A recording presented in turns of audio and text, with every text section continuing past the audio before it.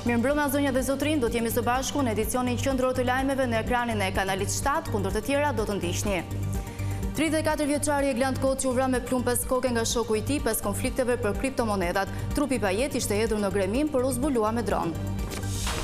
Tragjedi në Bregdetin e Tales në Lezhë, 2 vajza të mitura u mbytën në det, pak ditë më parë edhe 2 të rinj nga Kosova humbën jetën në zonën e Shëngjinit. Bordi i transparencës shfuqizohet pas stabilizimit të naftës në bursa. Qeveria siguron edhe se projekti Zvërneci do të respektojë standardet mjedisore. Drejtori i përgjithshëm i policisë deklaron se koha e gjuetisë së gjobave ka mbaruar. Shkeljet rrugore do të faktohen vetëm nga pajisjet teknologjike.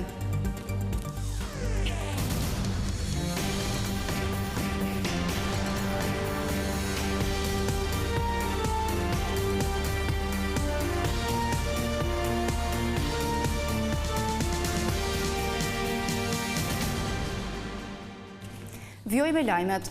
Trupi i pajet i gjetur në një humner mes Tiranës dhe Elbasanit i përket 34 vjeçarit Eglant Koçi. Policia konfirmoi se ai është vrarë me një plumb pas koke dhe më pas është hedhur në një zonë të thellë për të mos u gjetur. Në kërkim për krimin e rënd është shoku i viktimës Armand Shakaj. Përpara se ta hidhte në humner shokun e tij të ngushtë, Armand Shakaj e kishte qelluar me plumb pas koke. I dyshuari kryesor i krimit të rënd nuk është arrestuar ende, ndërsa burimet pranë grupit hetimor bëjnë të ditur se trupi i 34 vjeçarit Eglant Koçi u gjeti dekompozuar pranë fshatit Sëruj pas 2 javësh kërkime intensive nga forcat e policisë të Shqipërisë dhe të Kosovës. Policia gjeti përmes dronit një viktim mashkull, trupi i të cilit, sipas të gjitha dyshimeve, i përkiste 34 vjeçarit të zhdukur pa gjurmë. Më pas ishin familjarët ata që e konfirmuan identitetin në morgun e Tiranës. Policia njoftoi zyrtarisht sa i u gjet mes Tiranës dhe Elbasanit. Në këtë zonë ishin përqendruar kryesisht edhe kërkimet e policisë pasi përkonin me sinjalet e fundit të celularit të shokut të tij të ngushtë Armand Shakaj, i dyshuari kryesor për rrëmbimin dhe zhdukjen e të riut. 41 vjeçari, miku i Eglant Koçit, ka qenë personi i fundit me të cilin ai ka pasur kontakte para humbjes së tij pa gjurmë më 4 qershor në zonën e sheshit Wilson në Tiranë. Atë natë ai shkoi me motor te lokali i shokut të tij për të mos u parë më kurrë. Sipas hetimeve, autori është fiksuar nga kamerat e sigurisë duke dalë nga lokali me qese të zeza, të cilat i futin në automjetin e tij tip Porsche Cayenne. Automjetin për të mos u pikasur e kishte vendosur në një karrotrec, ndërsa motorin e viktimës e transportoi në zonën e 5 Majit. Hetuesit besojnë se në qesën e zezë ndodhej trupi i pajeti Eglant Koçit.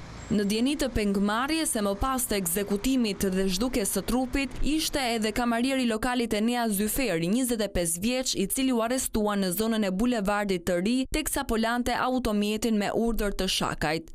Brenda makinës janë gjetur një llajgjaku që dyshohet se i përkasin Eglant Koçit. Madje në dëshminë e tij ai ka deklaruar se pronari i kishte kërkuar të fikte dritat, pasi do të nxirrte një frigorifer të madh. Pistat kryesore të hetimit lidhen me mosmarrveshjen për kriptovaluta dhe parat me fajde. Një ngjarje e rëndë ndodhi këtë të premte në Bregdetin e Tales në Lezhë, kur 2 të mitura humbën jetën pasi u mbytën në det. Vajzat e moshave 9 dhe 11 vjeç u mbytën në vendin e quajtur Grykderdhja e Tales. Trupat e pajet u nxorën nga deti dhe u transportuan në morgun e spitalit rajonal të Lezhës. Policia dhe grupi hetimor shkuan në vendin e ngjarjes për zbardhjen e plot të rrethanave të tragjedisë. Vetëm pak ditë më parë edhe 2 të rinj nga Kosova humbën jetën si pasojë e mbytjes në det në zonën e Ranës së Hedhun në Shëngjin.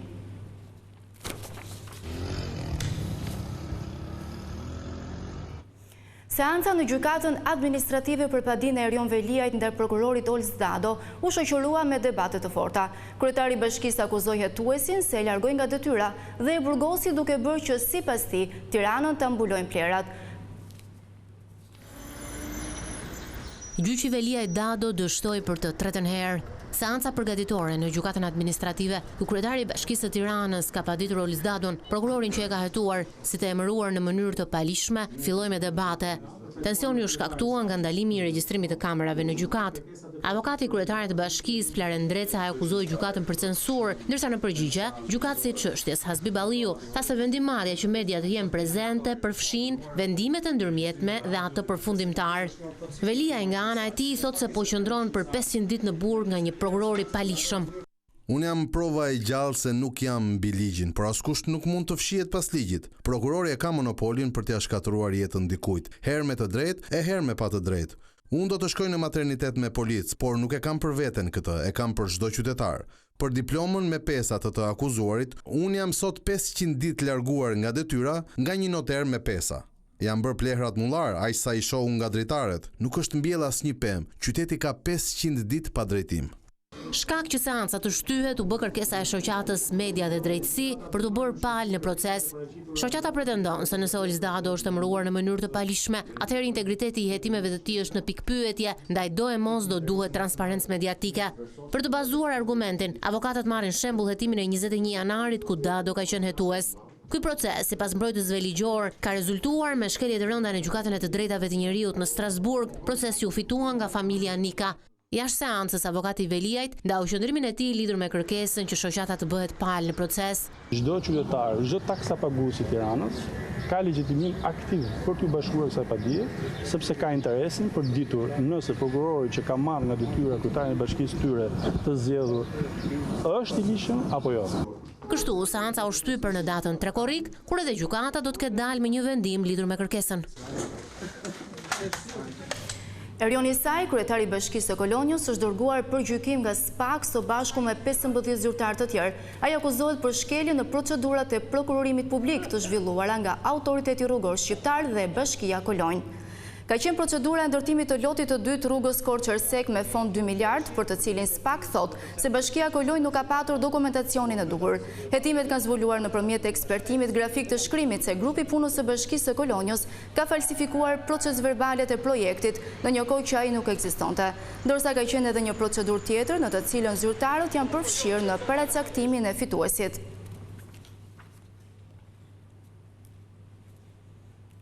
Stabilizimi i çmimit të naftës në bursat e huaja ka detyruar qeverinë të heqë bordin e transparencës. Lajmin e dha ministre e ekonomisë Delina Ibrahimaj, e cila foli edhe për projektin e Zvërnecit që sipas saj do të respektojë plotësisht standardet mjedisore. Bordi i transparencës që vendoste çmimin e karburanteve nuk do të jetë më funksional. Pas stabilizimit të naftës në bursat ndërkombëtare, qeveria njoftoi se bordi nuk nevojitet më. Ne sot vendosëm që do të ndërpresim bordin e transparencës, i cili prej disa muajsh tashmë është në funksion në zbatim të ligjit dhe për hidrokarburet. Kanë qenë disa muaj të cilat kanë pasur luhatje të rëndësishme të çmimeve të karburanteve dhe në fakt prej më shumë se 2 javësh çmimi ka ardhur duke u reduktuar, çmimet e bursës janë stabilizuar. Pas mbledhjes së qeverisë, ministri e ekonomisë Delina Ibrahimaj sqaroi dhe arsyeën pse nuk është bërë ende studimi mjedisor për Zvërnecin. Jemi në fazë ende të një studimi dhe të një projektimi. Qeveria shqiptare nuk e ka një projekt final që mund të ndajë me publikun. Unë jam e sigurt që në momentin që do të na vi një propozim, ai do të jetë një propozim i cili do t'i plotësojë të gjitha kushtet mjedisore. Është shqetësimi ynë kryesor që të gjitha ato standarde të mjedisit për të cilat ne jemi duke punuar nëpërmjet Ministrisë Mjedisit edhe në bashkëpunim me Bashkimin Evropian të respektohen. Ministria bëri të ditur se shifra për i 4 miliard dollar është e parashikuar të investojë në fillim. I takonte projektit paraprak, që u refuzua nga qeveria për problemet të ndikimit në mjedis. Socialistët do të mblidhen nesër në një takim të zgjeruar të grupit parlamentar. Takimi pritet të nisë në orën 10 në Pallatin e Brigadave dhe do ndërtohet nga vetë kryeministri Edi Rama, ku pritet të trajtohen një sër çështjesh. Një nga tematikat kryesore në agjendë do të jetë informimi deputetëve nga ministrat përgjegjës mbi procedurat e ndjekura deri tani për investimin e planifikuar në Zvërnec dhe interesin e shprehur për zhvillimin turistik të ishullit të Sazanit. Kjo çështje tashmë për 20 ditësh ka ngjallur edhe protestat e qytetarëve. Pa ashtu, deputetë e mazhorancës pritet të diskutojnë mbi rezultatet e konferencës së 8 ndërqeveritare Shqipëri-BE, ecurinë e negociatave për antarësimin në Bashkimin Evropian, paketën e ligjeve të lidhura me procesin e integrimit, si dhe progresin e reformës administrative territoriale.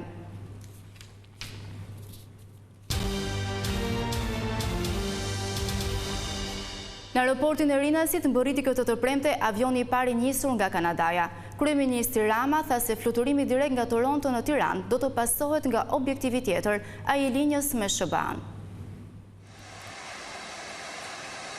Qytetarët shqiptar nuk do të kenë nevojë për fluturime tranzit për të udhëtuar drejt Kanadas.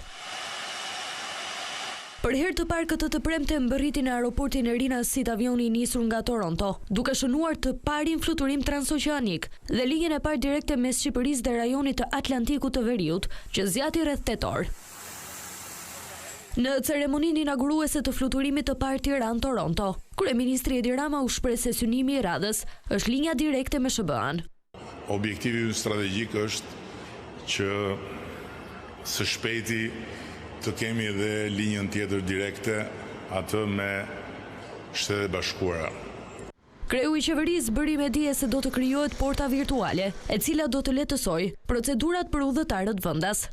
Do të jenë porta ku do të hyet pa asnjë lloj kontrolli nëse je shqiptar dhe nëse ke një pasaport biometrike shqiptare.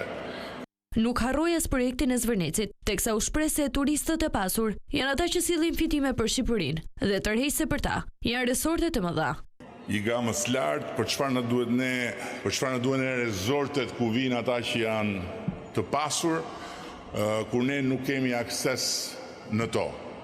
Në fakt, e kundërta është e vërtet. Na duhen sa më shumë nga ato për të pasur sa më shumë të ardhura për ne. Linja e re e cila do të operohet nga kompania kanadeze Air Transat do të funksionojë një herë në javë gjatë sezonit veror, deri në muajin tetor, duke ju përgjigjur kërkesave për fluturime direkte jo vetëm të Shqipërisë, por edhe të rajonit. Nga Kanadaja. Policia zbuloi në një banesë në fshatin Rrushkull të Durrësit një laborator të falsifikimit të dokumenteve, ndërsa në pranga përfunduan babebir. Gjatë kontrolleve u gjetën diploma, dokumente gjyqësore dhe vula të ndryshme, të gjitha të falsifikuara. Babebir së bashku me një person të tretë kanë rënë në prangat e policisë, pasi dyshohet se ushtronin aktivitet kriminal të falsifikimit të dokumenteve kundrejt pagesave që varionin nga 3.000 deri në 5.000 euro. Sipas hetimeve, Hashim Markaj dhe djali i tij Sulejman Markaj kishin përshtatur banesën e tyre në fshatin Rrushkull të Durrësit për ta përdorur si laborator falsifikimi, ku në bashkëpunim me Lidon Vladin prodhonin dokumente ndryshme të falsifikuara për persona të interesuar. Operacioni u finalizua nga seksioni për hetimin e krimeve ekonomike dhe financiare, i cili gjatë kontrollit sekuestroi 46 dokumente shkollore, gjyqësore, certifikimi dhe aplikimesh të dyshuara si të falsifikuara. 2 vula të dyshuara false, 6 telefonat celular dhe 3 kompjuter që shërbenin për këtë veprimtari kriminale. Sipas policisë, dokumentet e falsifikuara përdoreshin për procedura të ndryshme administrative, ndërsa hetimet vijojnë për të identifikuar persona të tjerë që mund të kenë bashkëpunuar me të arrestuarit ose kanë përfituar nga kjo skem. Koha e ndalimeve pa shkak të shoferëve apo gjuetia për të vendosur gjoba ka mbaruar. Drejtori i përgjithshëm i Policisë së Shtetit Skënder Hita deklaroi se shkeljet rrugore do të evidentohen në kohë reale fal pajisjeve inteligjente. Drejtuesi i Policisë së Shtetit Skënder Hita në një aktivitet sensibilizues për sigurinë rrugore u shpreh se përgjegjësia për ta garantuar atë është e të gjithëve. Çdo humbje jete në statistikat tona të aksidenteve nuk është thjesht një numër. Është një jetë e ndërprerë në mes, është një familje e lënduar. Drejtuesit e automjeteve, motomjeteve dhe këmbësorët duhet të ndërgjegjësohen dhe të zbatojnë me rigorozitet rregullat e qarkullimit rrugor, pasi rruga nuk është një pistë garash, por një hapësirë bashkëjetese ku përgjegjëshmëria e secilit prej nesh përcakton nëse do të kthehemi shëndoshë mirë në shtëpi dhe tek njerëzit tanë të dashur. Koha e ndalimeve pa shkak apo e gjuetisë së gjobave ka marrë fund. Tani më monitorimi i rrugëve ka hyrë në një fazë të re përmes inteligjencës artificiale, tha drejtuesi i lartë i policisë. Strategjia jone e re bazohet në parimin. Fajtorin e përcakton teknologjia dhe jo intuita. Përmes mjeteve inteligjente si pajisjet Poliscan, dronëve të cilësisë të lartë dhe radarëve automatik, ne evidentojmë shkeljet në kohë reale pa ndërprerë rrjedhën e trafikut dhe pa krijuar stres të nevojshëm të drejtuesit të rregullt të mjeteve. Rol të veçantë në forcimin e sigurisë ka edhe bashkëpunimi me institucionet arsimore përmes edukimit dhe ndërgjegjësimit të nxënësve që do të jenë drejtuesit e së nesërmes.